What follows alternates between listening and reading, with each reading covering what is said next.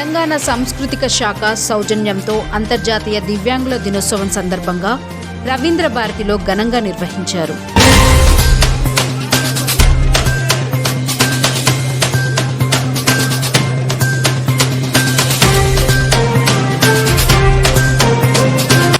ఈ కార్యక్రమానికి ముఖ్య అతిథిగా తెలంగాణ సాంస్కృతిక సారథి చైర్మన్ గుమ్మడి వెన్నెల జ్యోతి ప్రజ్వలన చేసి ఘనంగా ప్రారంభించారు.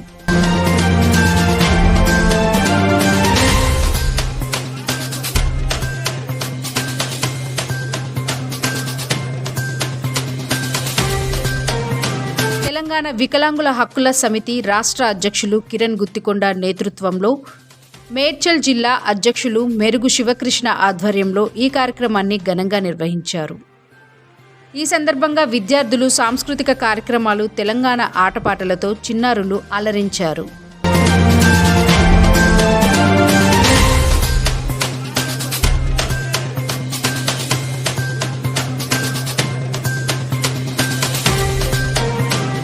ఈ సందర్భంగా తెలంగాణ సాంస్కృతిక సారథి చైర్మన్ గుమ్మడి వెన్నెల మాట్లాడుతూ, వికలాంగులం కాదు విప్లవ వీరులం, ఇట్ల పుట్టి అట్ల సచ్చేటోళ్ళం కాదు, చరిత్ర సృష్టించి సచ్చేటోళ్ళం మేము అంటూ సభను ఉద్దేశించి దివ్యాంగులకు ఉత్తేజాన్ని నింపారు.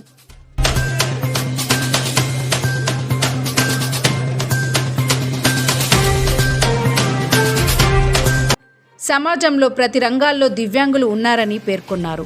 సకలాంగుల కంటే దివ్యాంగులకు అధిక మేధాశక్తి ఉంటుందని అన్నారు. దివ్యాంగులను చట్టసభలో కూడా ఉండాలని, వారి హక్కుల కోసం పోరాటానికి దివ్యాంగుల నుండి కిరణ్ గుత్తికొండ, శ్రీనివాస్ లాంటి వారు చట్టసభల్లో ఉండాలని తెలిపారు.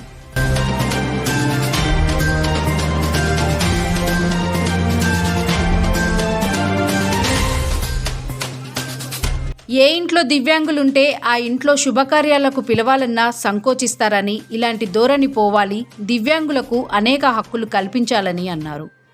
ఈ యొక్క కార్యక్రమానికి పెద్ద సంఖ్యలో దివ్యాంగులు ఉత్సాహంగా పాల్గొన్నారు. ఈ సందర్భంగా వివిధ రంగాలలో ఉత్తమ సేవలు అందించిన పలువురికి అవార్డులు అందజేశారు.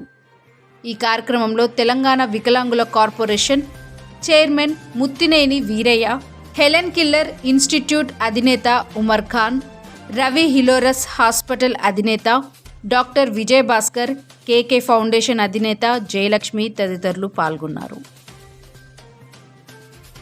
వికలాంగులు కాదు మేము విప్లవ వీరులు, వికలాంగులు కాదు మేము విప్లవ వీరులు, ఇట్లా పుట్టినం అట్లా సచ్చేటోళం కాదు, చరిత్ర సృష్టించే వాళ్ళమని ఎప్పుడు దగ్గర అనేవాళ్ళు.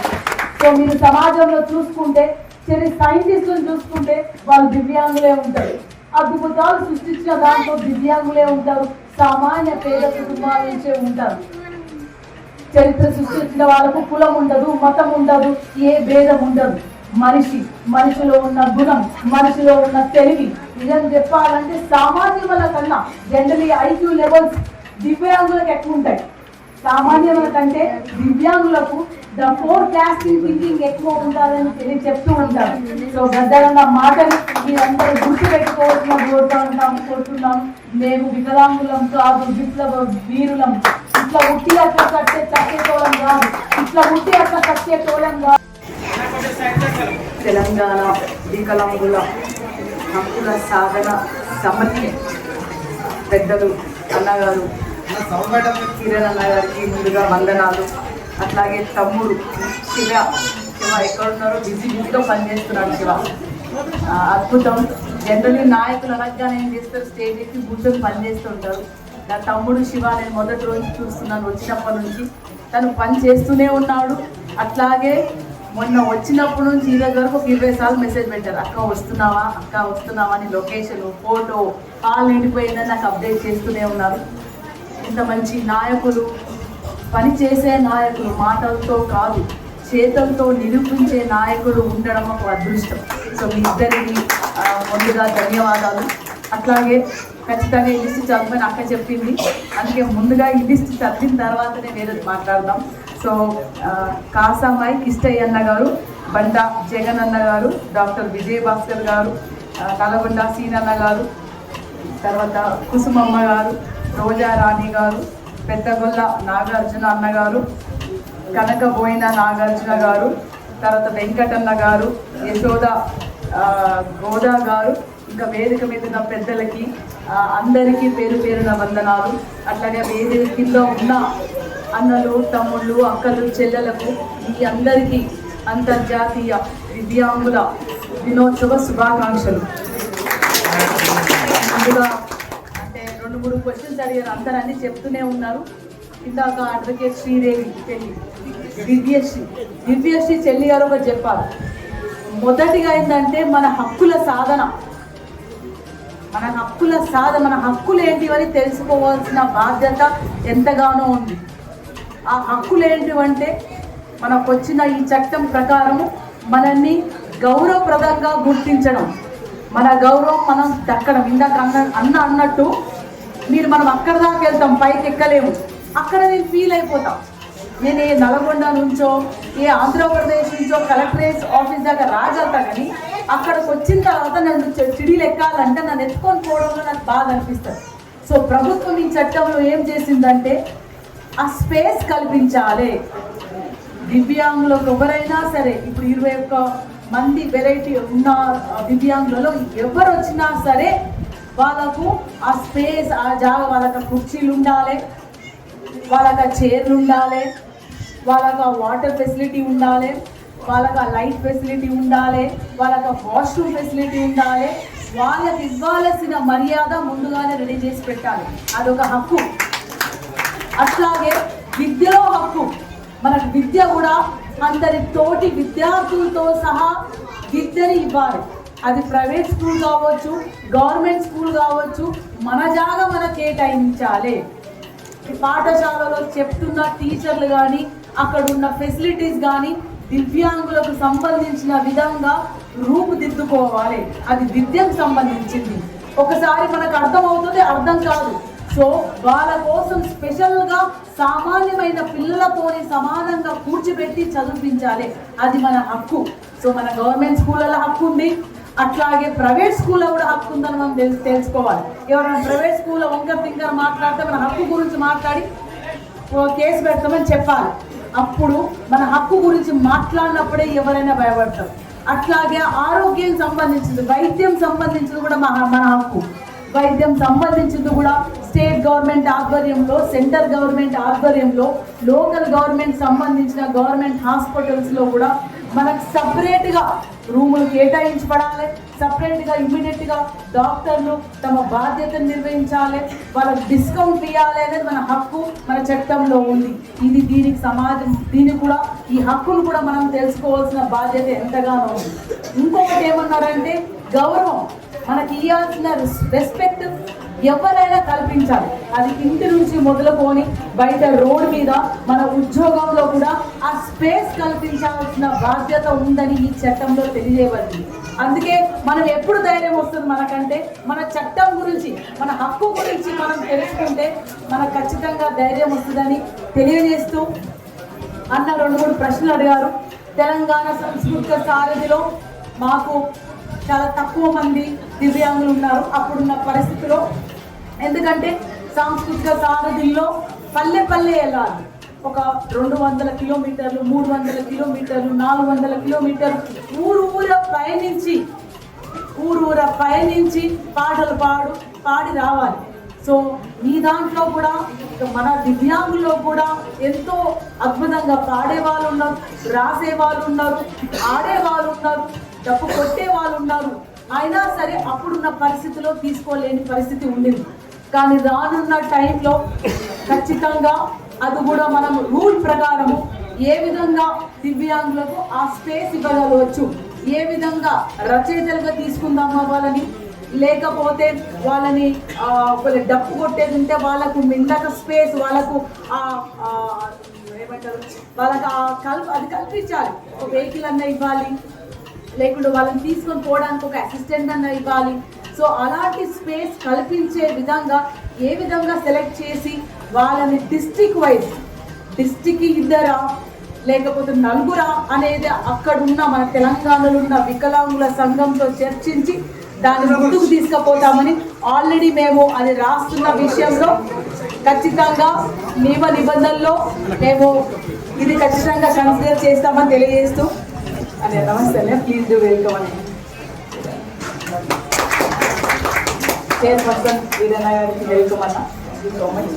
సో ఇది తెలంగాణ సాంస్కృతిక సారథి నుంచి తప్పకుండా ఉపాధి కల్పన. ఇది ఉపాధి కాదు, మన గౌరవం అని నేను తెలియజేస్తూ రానున్న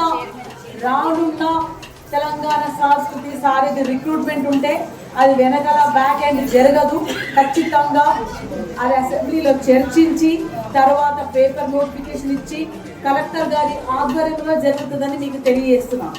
ఆల్రెడీ మా తెలంగాణ సంస్కృతిక సారథులు చాలా కష్టపడుతున్నారు. సామాన్యమైన కళాకారులు కూడా 200-300-400 కిలోమీటర్ వాళ్ళ సొంత వెహికల్లో ప్రయాణించడం కూడా చాలా ఇబ్బంది అవుతుంది. సో దానే స్ట్రీమ్ లైన్ చేయడానికి మేము ప్రయత్నిస్తున్నాం. వచ్చినప్పటి నుంచి మన వాళ్ళకు టైంకి జీతాలు, ఒక మెడికల్ ఇన్సూరెన్స్, ఒక డెత్ ఎక్స్గ్రేషియా, ఒక రిటైర్మెంట్ ఎక్స్గ్రేషియా, ఇంకా ముందుకు పోతే ఇంకా అద్భుతంగా ప్రజల్లో చేరడానికి ఒక వెహికల్, ఒక బండి కానీ పెడితే మాత్రం పల్లెల్లోకి వెళ్తారు బాగా. సో ఆ ప్రతిపాదకన ఉన్నప్పుడు తప్పకుండా మేము రాసుకుందామన్నా. అంటే నెక్స్ట్ రిక్రూట్మెంట్ రూల్ ప్రకారం ఎలా జరగాలని మేము రాసి అది ఇంకా మన ప్రభుత్వాన్ని సమర్పించలేదు. వాళ్ళు మమ్మల్ని అడిగినప్పుడు తప్పకుండా చేస్తామని నేను ఈ వేదిక మీద తెలియజేస్తున్నాను. అట్లాగే మనం కాంగ్రెస్ పార్టీ ఆధ్వర్యంలో శ్రీ రేవంత్ అన్న గారు వచ్చినప్పటి నుంచి మీరు చూస్తుంటాం. రేవంత్ అన్న గారు నుంచి మొదలుపెట్టి చివరి స్థాయిలో ఉన్న మేము చైర్పర్సన్స్ మాత్రం ఒక్కరోజు కూడా నిద్రపోకుండా, ఒక్కరోజు రెస్ట్ తీసుకోకుండా, ఒక్కరోజు పర్సనల్ ఫ్యామిలీ టైం కేటాయించుకుంటా, ఆఫీస్లో పని, బయట పిలిచే వాళ్ళ పని, రైట్, ఇలాంటి ఇన్విటేషన్స్ వస్తే ఎక్కడికి వెళ్ళినా సరే ప్రజల్లో ఉండి ప్రజలతో మాట్లాడు. సోషల్ మీడియాలో తక్కువ ఉన్నాం, ఈ మీడియాలో ఎక్కువ ఉన్నాం మేము. రైట్, మేమేమి మొత్తం కాంగ్రెస్ పార్టీ గద్దరను కూడా అంటే గద్దరన్న సపరేట్ మీడియా లేకుండే, ప్రజలే మీడియా. అట్లాగే కాంగ్రెస్ పార్టీలో పనిచేస్తున్న పై స్థాయి నుంచి కింది స్థాయి వరకు ప్రతి ఒక్క మంత్రి కానీ, ఎమ్మెల్యే కానీ, చైర్పర్సన్ కానీ అందరూ కూడా మేము ప్రజల్లో ఉంటాము. ప్రజలే మా సోషల్ మీడియా అని నిర్విరాహంగా పనిచేస్తున్నాము, నిజాయితీగా పనిచేస్తున్నాము. సో అదే మన ఎగ్జాంపుల్. సో మనము మేనిఫెస్టోలో ఉన్న దివ్యాంగులకు సంబంధించింది తప్పకుండా నెరవేరుతుందని ఈ వేదిక మీద నుంచి తెలియజేస్తున్నాం. ఎందుకంటే మనకు అప్పుల పాలైన తెలంగాణని ఒక్కొక్కటిగా సమస్యలు సాల్వ్ చేసుకుంటూ వస్తున్న ప్రభుత్వం 10 ఏళ్ళగా జరగని సమస్యలని, మనం 10 ఏళ్ళగా జరగని పనులని ఇప్పుడు 2 ఏళ్లలో నిరూపించి చూపెడుతున్నాం. అన్నగారి ఆధ్వర్యంలో మన సమస్త వికలాంగుల తరఫున మన తెలంగాణ రాష్ట్ర ప్రభుత్వం తరఫున కూడా ప్రత్యేక ధన్యవాదాలు. ఈ కార్యక్రమానికి ముఖ్య అతిథిగా ఇచ్చేసిన మనందరి అక్క, మనందరి సోదరి, మన ఆత్మ బంధువు, మన వెన్నెలకి, మరి ఇక్కడికి వచ్చేసిన అందరికీ కూడా, నా తోటి వికలాంగులందరికీ కూడా, మరి మిగతా అతిథులకు కూడా హృదయపూర్వక శుభాకాంక్షలు, ధన్యవాదాలు కూడా తెలియజేస్తూ, ప్రతి చాలా సమయం మించిపోయింది కాబట్టి మిత్రులు మీ అందరికీ తెలుసు. సరే, గవర్నమెంట్ ఏర్పడిన నాటికి యాక్చువల్గా ఎన్నో ఆశలతోని గవర్నమెంట్లోకి అడుగుపెట్టింది కాంగ్రెస్ పార్టీ అనేది. సీఎం దగ్గర నుంచి మొదలు పెట్టుకుంటే చైర్మన్ వరకు కూడా ఎన్నో ఆశలు పెట్టుకున్నారు, ఎన్నో ఆలోచనలు కూడా పెట్టుకున్నారు. ఏదో ఒకటి చేయాలి వాళ్ళ సంబంధిత వర్గాలకి. అక్కడికి పోయేసరికెల్లా అప్పే ఎక్కువ దొరుకుతుంది, డబ్బులు లేవు. అయినప్పటికీ కూడా ఒక 240 అంశాలు, 24 నెలలు 240 అంశాలు సీఎం గారు మార్చిన అంశాలని మొన్న రీసెంట్గా ఒక బుక్ రిలీజ్ చేశారు. మనం కూడా ఒక ఉన్నత విద్యలో 5% రిజర్వేషన్ ఇచ్చుకోగలిగాం, కోర్టు ఉద్యోగాలు 4% రిజర్వేషన్ ఇచ్చుకోగలిగాం. ఇవాళ భారతదేశంలో ఎక్కడ లేని విధంగా ఒక 40% వైకల్యం ఉంటే మనం ఇలా ఎయిడ్స్ అండ్ అప్లయన్సెస్ ఇవ్వగలుగుతున్నాం. దేశంలో కేంద్ర ప్రభుత్వం ఇవ్వట్లేదు, బీజేపీ పాలిత రాష్ట్రాలు కూడా ఇవ్వట్లేదు, ఏ రాష్ట్రం కూడా ఇవ్వట్లేదు. అన్ని రకాల సడలింపులు మనం ఎయిడ్స్ అండ్ అప్లయన్సెస్ ఉపకరణాలు చేసుకోగలిగాం. ఉద్యోగులు ఉంటే ఎక్కడైతే ఉద్యోగం చేస్తున్నారో అక్కడే ప్రమోషన్ పొందే విధంగా, మరి హ్యాండిక్యాప్డ్స్ పిల్లలు ఉన్నటువంటి తల్లిదండ్రులకు కూడా, తీవ్ర వైకల్యం ఉన్న పిల్లలు ఉన్న తల్లిదండ్రులకు కూడా వర్తించే విధంగా అక్కడే ప్రమోషన్ పొందేలా జీవో నెంబర్ 34 తీసుకొచ్చి ఇలా వికలాంగ ఉద్యోగుల్లో 40,000 మంది ఉద్యోగుల్లో మనం ఆనందం నింపింది. తీవ్ర వైకల్యం ఉన్న వికలాంగుల తల్లిదండ్రులకు కూడా నాకు వికలాంగులు పుట్టారు, తీవ్ర వైకల్యం ఉంది అని బాధపడకుండా వాళ్ళ అదృష్టంగా భావించేలా ఆ జీవో నెంబర్ 34 వాళ్ళకి పనిచేస్తా ఉంది. వికలాంగుల దినోత్సవం రోజున ఎప్పుడు కూడా ఓడి ఇవ్వలేదు, ఓడి కూడా ఇచ్చుకోవడానికి మనం సిద్ధమైన ఇచ్చేసినాం. ఇలా లూయిస్ బ్రైలీ జయంతి రోజు కూడా మరి మన అందరి సోదరులు ఉద్యోగులకు కూడా ఓడి పేసులు ఇవ్వాలని చెప్పేసి నేను ఇప్పుడే సెక్రటరీ గారికి ఆ విషయం కలిపి వచ్చాను. అంతేకాకుండా ఇలా ఇందిరమ్మలో 5% రిజర్వేషన్ ఇచ్చుకోగలిగినాం. వేలాది మంది వికలాంగులు ఇలా ఇండ్లు కట్టుకోగలిగాం. ఇలా సెల్ఫ్ హెల్ప్ గ్రూప్స్ ని మళ్ళా మనం పునః ప్రారంభించి ప్రతి గ్రూప్ కి మనం 15,000 ఇచ్చే విధంగా ఇప్పటికి మన 6,000 గ్రూపులను మనము సిద్ధం చేయడం జరిగింది. ఇలా ఎన్నడూ లేని విధంగా దాదాపు 2009 తర్వాత ఇవాళ ఒక ఆధార్ కార్డు 2 పాస్పోర్ట్లు తెస్తే సదరం సర్టిఫికెట్ ఇచ్చిన మనం జూబ్లీహిల్స్ నియోజకవర్గంలో అది రాష్ట్రం మొత్తం కూడా అప్లికేబుల్ చేయాలనుకున్నాం. ఇలా ఎన్నో విషయాలు మనం మార్పులు చేసినాం. ఇంకా మనం మార్పులు చేయాల్సిన అంశాలు చాలా ఉన్నాయి. ఇప్పుడు ఇంకా చాలా విషయాలు మనం చెప్పలే కానీ చాలా ఉన్నాయి. ఇంకా మార్పులు చేసినాం. ఇంకా మనం చాలా మార్పులు కూడా చేస్తాం. ఇలా ఒక 10,000 మంది వికలాంగులకు ఏడ్చేది అప్లికేషన్ ఇవ్వడానికి సిద్ధంగా ఉన్నాం. రేపు మాకు సీఎం గారి చేతులుగా మనం ఇస్తాం, 100% ఇస్తాం. అవన్నీ రెడీ అయి కూర్చున్నాయి. మళ్ళీ ఒక 10,000 మంది వికలాంగులకు కూడా మన ఎయిడ్స్ అప్లయన్సెస్ మన కొత్త సంవత్సరంలో ఇవ్వడానికి మన ప్రతిపాదనలు సిద్ధం చేసినాం. అవి కూడా ముందుకు పోతా ఉన్నాయి. బ్యాక్లాగ్ ఉద్యోగాల గురించి ఏ క్షణమైన నోటిఫికేషన్ ఇవ్వడానికి ఉన్నప్పటికీ కూడా అందరికి మంచి విషయం ఇది. గ్లోబల్ సమ్మిట్ లో భాగంగా పూరా వెంకటేశ్వర గారు టీఎస్పీఎస్సీ చైర్మన్ గారితో ఇటుపక్క మన సెక్రటరీ గారితో కూర్చొని ఈ విషయం డిస్కస్ చేశాను. ఏ క్షణమైనా అన్ని డిపార్ట్మెంట్లో ఉన్నటువంటి బ్యాక్లాగ్ పోస్ట్ గ్రూప్ 1 కాడి నుంచి అటెండర్ వరకు కూడా టీఎస్పీఎస్సీ ద్వారా స్పెషల్ రిక్రూట్మెంట్ నిర్వహించడానికి పూరా వెంకటేశ్వర గారు కూడా వారు ఒప్పుకున్నారు. వారికి కూడా పూరా వెంకటేశ్వర గారికి కూడా మన వికలాంగుల తరఫున ప్రత్యేక ధన్యవాదాలు తెలపాలి. దానికి మార్గం సుగమమైపోయింది. మనం పెన్షన్ గురించి ఇబ్బంది పడతా ఉన్నాం. ఇప్పుడు వాస్తవానికి మనందరికీ తెలుసు, సరే పెన్షన్ అనేది 4,000 ఉంటాయి, 3,016 ఉంటాయి. ఖమ్మంలో రాహుల్ గాంధీ గారు వచ్చినారు. ఖమ్మం సభ, ఖమ్మం డిక్లరేషన్, పెన్షన్ డిక్లరేషన్ అక్క. ఆ రోజు గద్దరన్న ఉన్నాడు. గద్దరన్న రాహుల్ గాంధీ గారికి ముందు పెట్టింది ఆ సభ వేదిక నుంచి. అప్పుడు 4,000 పెన్షన్ ప్రకటించారు. అప్పుడు మనకు పెన్షన్ వస్తుంది, ఎంత వస్తుంటే 3,016 వస్తుంది. 20 రోజుల తర్వాత కేసీఆర్ ఏం చేశాడు, ఈ 3,016 కాస్త 4,016 చేశాడు.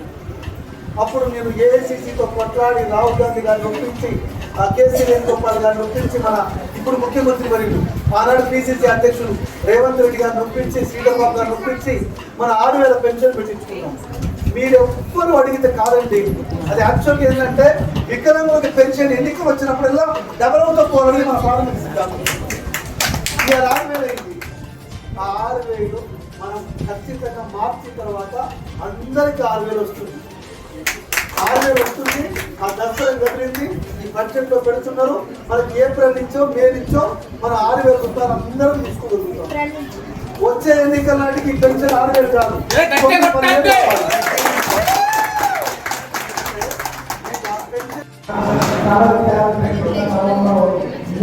అయితే దాన్ని మిగతా సంఘాలను మనం చూసుకుంటూ ఉంటే ప్రతిదీ ఏంటంటే అది ఏమైనా కూడా తీసుకున్నాడో మిమ్మల్ని ఉండని.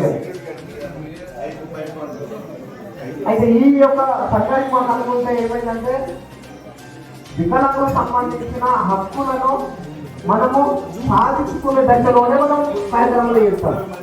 ఎవరిని ఇక్కడ తిట్టడం కానీ, ఎవరిని మనము అది పోవడం కానీ ఇక్కడ కాదు. మనకున్న ఏంటి, ప్రతి వాళ్ళము భారతదేశంలో ఒక రాజ్యాంగానికి అనుగుణంగా బతికే వాళ్ళమే. అది ఏ స్థాయిలో ఉన్నా స్థాయిలో 4 రూపాల్లో ఉంటాయి, కానీ మనం బతికేది మాత్రము వాటి గురించే బతకడం జరుగుతుంది. అవునా కదా? సార్ గట్టిగా చెప్పండి కొట్టాలి మనందరం. ఎందుకనంటే డాక్టర్ బిఆర్ అంబేద్కర్ గారు మనకు హక్కులను ఏదైతే ఇచ్చిన తర్వాత ఈ రోజు చేస్తున్న వాళ్ళు చాలా మంది ఏంటంటే మనకున్న రిజర్వేషన్ ప్రకారంగా, రిజర్వేషన్ ప్రకారం అంటే హక్కు ద్వారా వస్తుంది, కానీ ఎవరైనా రిజర్వేషన్ ప్రకారం మనము స్కూల్లో చదివిస్తాము, కాలేజీలో చదివిస్తాము, రిజర్వేషన్ ప్రకారంగా చదువు అయిపోయిన తర్వాత ఒక ఉద్యోగం వస్తుంది, ఉద్యోగం వచ్చినాక ఫస్ట్ జీతాలు తీసుకొని ఎక్కడ పెడతాము? Very good. ఎవరు చెప్పారు? దేవుని దగ్గర పోయి తిరుపతి ఉండిల్లో లేకుంటే నరసింహ ఉండిల్లో వేస్తారు. అంటే చూడండి, ఈ యొక్క దేశంలో మనకి ఇచ్చిన యొక్క హక్కులు ఏమైతున్నాయో వాటిని మర్చిపోతాం, వాటి ద్వారా ఎదుగుతాం, వాటి ద్వారానే పైకి వస్తాం. కానీ తీరా వాటి ద్వారా వచ్చిన ఫలాన్ని తీసుకుపోయి మాత్రము ఎక్కడో కొంతమందికి మనము అక్కడ వేయడం జరుగుతున్నది. ఇది చాలా సూక్ష్మంగా మనం ఆలోచన చేయాలి. కాబట్టి మేము కూడా ఏంటంటే మా కమిటీ ద్వారా నిర్ణయం చేసుకున్నది అదే, మనకున్న దాని ప్రకారంగా గవర్నమెంట్ నుంచి హక్కుగా మనం తీసుకుంటాం, కొట్లాడదాం, తీసుకుందాం, కానీ దాన్ని ఒక సామరస్యంగా చేసుకోవాలి. తర్వాత ఇలాంటి పెద్దవాళ్ళు చాలా మంది ఇక్కడ చూస్తే నాకు తెలిసి ఎవరికి కూడా వీళ్ళ ఫ్యామిలీలో వికలాంగులు ఎవరు లేరు, అయినా కూడా వికలాంగులు సమాజంలో వికలాంగులు అంటే వీళ్ళకి చాలా ప్రేమ, ఎప్పటికీ ఏదో ఒకటి మేము చేయాలి, వీళ్ళకి ఎప్పుడు మేము అందుబాటులో ఉండాలి అనే దాని మీదనే వీళ్ళందరూ. కాబట్టి వీళ్ళందరి మధ్యలో మనము డిజబుల్డ్ అంటే ఏంటంటే ఒక పండుగ వాతావరణం చేసుకోవాలని చెప్పేసి అని ఎవరి ఇయర్ మేము కాసకిష్టతో పెట్టుకొని చేస్తుంటాము. తను అధ్యక్షులుగా ఉన్నప్పుడు సార్ మేము దాదాపుగా అంత్యోదయ కార్డులు కానీ ప్రతి దాంట్లో కానీ ఒక వార్డు మెంబర్ చేసిన యొక్క చరిత్ర మా కమిటీకి దక్కింది సార్. కొట్టాలి గట్టిగా చెప్పండి. మనం మా సీనన్న ఈ